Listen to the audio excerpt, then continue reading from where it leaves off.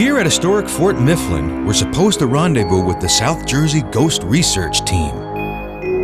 This 50-year-old outfit of certified sleuths scope out homes, businesses, and historic sites to prove or disprove the existence of paranormal activity. They've already scoured Fort Mifflin once using a slew of scientific gadgetry. But tonight they're back because they still can't explain all of the strange things going on here. We show up early to get the 411 from Dave Giuliano, the group's leader.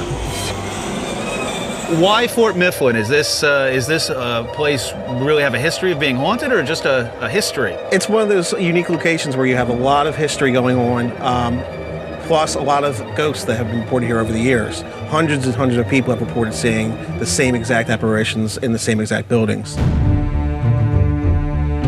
Fort Mifflin is built in 1776 to defend colonial Philadelphia from the British during the Revolutionary War. In 1777, the soldiers manning the fort fend off an assault by 250 British warships that are attempting to resupply land troops chasing General Washington's army.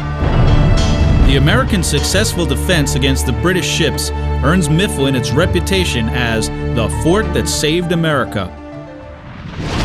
But that reputation comes at a price of over 200 lives. Dave, we know you're a sensitive guy, but you don't like to come in this area, right? A lot of people don't like coming back here. They report feeling very heavy, like I'm already feeling a tightness in my chest. Really? That's basically what I'll feel back here. Some people reported sharp stabbing pains or headaches, a lot of like ailments, or just a general feeling that they don't really feel welcome back here, or it's very uneasy. In November of 1777, British ships firing from the waterfront try to blast their way into the fort through this doorway. They were able to line up one of their gunships and their cannons with this door and basically start shooting right into the fort. This attack claims over 200 lives. So more people were killed in this area defending this than any other spot during that siege. So you just have that atmosphere that a lot of people die. That seems to just hang in the air for years. The buildings and the stone itself and a lot of the iron act as a conduit to help trap energy in. Dave's team places EMF meters by the historic door to record this remnant energy. EMF stands for electromagnetic fields, which are energy fluctuations. They tell us these EMF meters measure the energy of the men who died here over 225 years ago.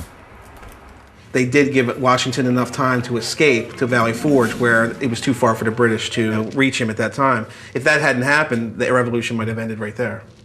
So this is a pretty important doorway right here. Yes, it is. While the team continues to record EMF fluctuations, we head over to the Powder magazine, where investigators are taking pictures with digital cameras. Boston hobbyist William Mumler, one of the first generation of shutterbugs, snaps this portrait. Lo and behold, he unexpectedly also captures the image of a ghostly figure. Soon enough, Mumler earns a reputation as the man who can summon the dead in his photos. He makes $10 a pop, when the average portrait costs mere pennies. Mumler becomes so famous that he moves to New York, where Abraham Lincoln's widow, Mary Todd, a devout believer in the spirits, sits for this portrait. And look who shows up. But by 1869, Mumler's famous photos invite accusations of fraud, and the New York City Marshal arrests him and puts him on trial. Ironically, the world's greatest showman is also Mumler's biggest critic. None other than P.T. Barnum serves as the star witness for the prosecution. As evidence of Mumler's guilt, Barnum exhibits a portrait of his own making, complete with Honest Abe's ghost. You would think Barnum's fake Abe Lincoln portrait was the smoking gun the prosecution needed to convict Mumler. But there's one more twist in this sordid tale. The verdict, not guilty. Citing lack of evidence, the jury exonerates Mumler and sends Barnum back to the circus. Today, a long tradition of ghostly images continues. Before we got here, they took some pictures consecutive, so they were within the same minute. One picture was clear up down that end. The next picture, there's a fog in it, and then the next picture, there's nothing in it, again, perfectly clear, and they were all taken within about 30 seconds of each other. So what is a fog entity? What does that signify? We call it mist. Some people call it ectoplasm mist. We think it's a higher level of energy. It's almost maybe to the point where an apparition's about to form. It's nothing we see with the eye, but it's picked up by the camera. So you're saying that there could be ghosts all around us and we don't even know it, right? That's a lot of people don't realize that. There's spirits everywhere.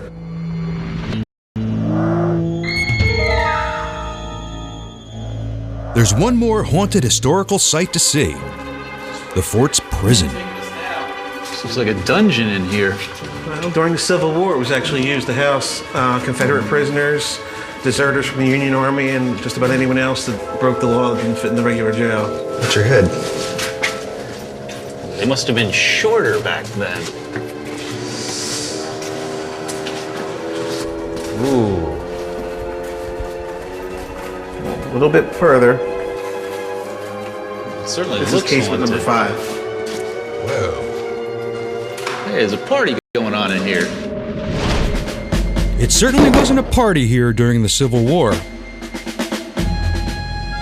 In 1864, the fort's detention center housed 215 Confederate POWs, but the Union deserters were apparently kept right here, in this cell. This is where we've been doing mostly our EVPs, or audio recordings, electronic voice phenomena, trying to obtain spirit voices on tape all night. We have a computer set up here, so we're actually able to view the sound wave as we're recording it, and then go back and listen to it to see what we've actually gotten. Is there anybody here with us tonight? EVP, or electronic voice phenomenon, is the inexplicable speech or whispering that mysteriously emerges on tape with or without a microphone. And tonight, the ghost hunters are carefully listening. Is there a particular spook that you're looking for in this casement here? This casement, it's one of the most famous is someone called Billy Howe. He was a prisoner that was hung here for murder during the Civil War, the only person ever hung here at the fort. Billy Howe is one of 200,000 soldiers accused of deserting the Union Army. In 1864, he receives a death sentence for killing a Union officer. The team has been tracking Fort Mifflin's elusive Howe. Investigator Amy Grove is hot on Howe's trail. Did you hear it's a whisper?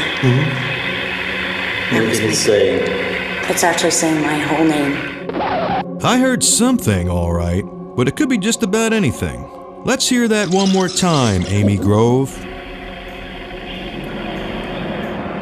You think they read it off your We think they read it off our name tag. Wow. So there is more on here, but I have to take it to listen to it. What's that? We don't know. Now that's really weird, but how do I know I'm not just imagining things? In 1936, researchers start attempting to capture voices of the dead on tape with little success. Today, ghost hunters have technology on their side. Dave's team uses special audio software to visually analyze the sound. You just sit here in total silence and record everything, or do you try to prompt the spirits into talking to you? We'll ask questions. We'll ask questions like, what's your name? What year is it? Anything that we think that might be, pertain to the area or the spirits here. Mm-hmm. You want to give one a shot? Yeah, definitely. Where's the beer? That should be good. That might actually get a response. Where's the beer? Well, it seems the dead are about as willing to speak to you as most living people. My bartender says the same thing.